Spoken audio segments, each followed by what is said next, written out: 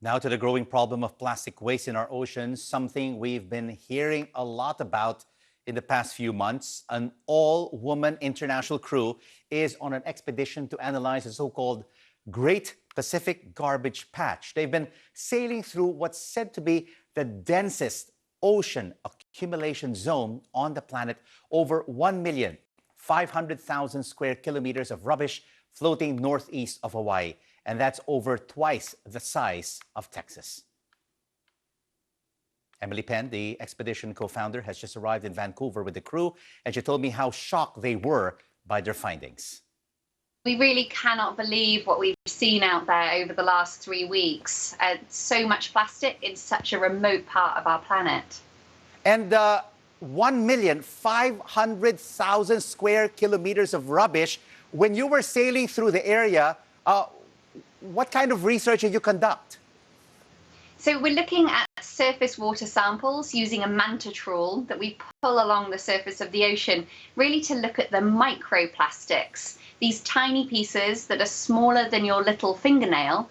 You can't see them when you look at the surface of the ocean, but when we pull that net up on board, we realize we have hundreds of these tiny fragments in our sample. Tiny fragments that are really harmful. What is the solution here, Emily? So it's really about looking what we can do on land. We sailed through this garbage patch for 7 days at sea, and we realized that there are just trillions of fragments out there. So what we really need to do is stop this plastic at the source. We need to think about our own consumption of plastic. If we're not using it, then our toothbrushes and our cigarette lighters won't end up in this remote part of the world. But we also need to think about legislation and think about what industry can do to actually redesign our products. But Emily, these so-called upstream source-based solutions have been ongoing, but the problem seems to be never-ending. Are consumers and politicians really conscious that the issue is serious? I think so. I think we've seen a big shift in the last 6 or 8 months. Where consciousness has risen.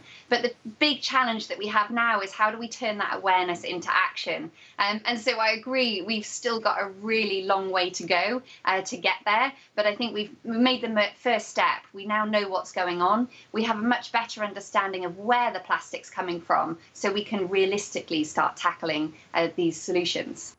Emily Penn there, who spent days sailing through that waste garbage.